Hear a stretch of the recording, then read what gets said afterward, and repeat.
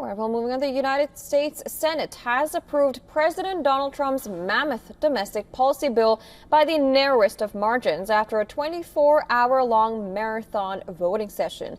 Vice President J.D. Vance had to break the tie after a 50-50 vote, with 3 Republicans joining Democrats in the voting against the so-called One Big Beautiful Bill Act. Oh, thank you. Wow. Thank you. I'm waiting, listening to these wonderful words, and they are music to my ears, but I was also wondering how we're doing, because I know this is prime time. It shows that I care about you, because I'm here and I probably should be there, but we do care. Thank you very much. On this vote, the yeas are 50, the nays are 50. The Senate being evenly divided, the Vice President votes in the affirmative. The bill as amended is passed. Now, the vote came after a prolonged vote-a-rama, during which senators offered and debated numerous amendments to the nearly 1,000-page legislation. Republican Senators Rand Paul, Susan Collins, and Thom Tillis voted no with Democrats on the legislation.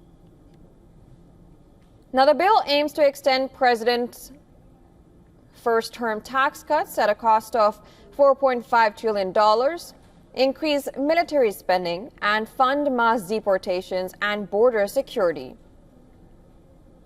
Now, as per the reports, the legislation is expected to add over $3.3 trillion to the national debt over the next decade. The amended text now heads to the House of Representatives, where it faces unified Democratic opposition and multiple Republicans balking at the budget-busting costs, as well as slashed health care and food aid programs for poor Americans. We knew the Senate would amend the House product. I encouraged them to amend it as lightly as possible. They went a little further than many of us would have preferred. But we have the product now. As the President said, it's his bill. It's not a House bill, it's not a Senate bill, it's the American people's bill. And my objective and my responsibility is to get that bill over the line. So we will do everything possible to do that, and we'll work with all of our colleagues. Now, the Speaker has just days to pass the bill before Republicans' self-imposed July 4th deadline. But several Republican lawmakers are already sounding rebellious notes. One of them is Republican Representative Andy Ugglas, who in a post on social media said that he will introduce an amendment to the Senate bill that would delete all its text and replace it with the version passed by the House in May. An Access report citing a Republican lawmaker said that there are well over 20 GOP lawmakers threatening to vote against the bill. But President Donald Trump is confident, telling reporters that the bill is going to go easier in the House. It's a great bill. There is something for everyone, and I think it's going to go very nicely in the House. Actually, I think it will be easier in the House than it was in the Senate. Democratic Senate Minority Leader Chuck Schumer blasted the Republican senators for voting to pass Trump's sweeping bill.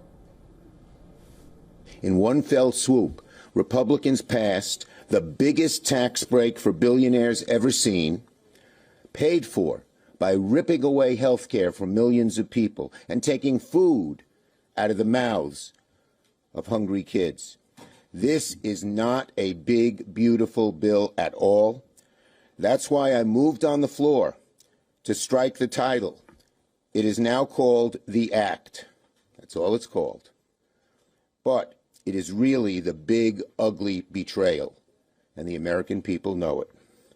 This vote will haunt our Republican colleagues for years to come.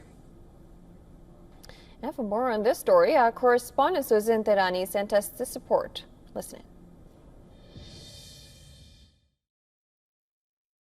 Congress is debating a huge budget bill that critics say will blow up the deficit by $3.3 trillion over 10 years.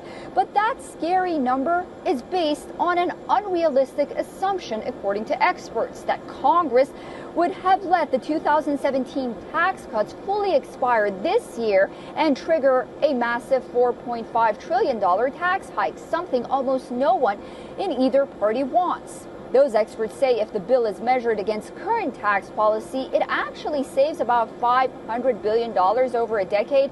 This comes straight from the CBO estimates using a current policy baseline. Now, the bill also cuts subsidies for renewable energy and raises deduction cap on state and local taxes.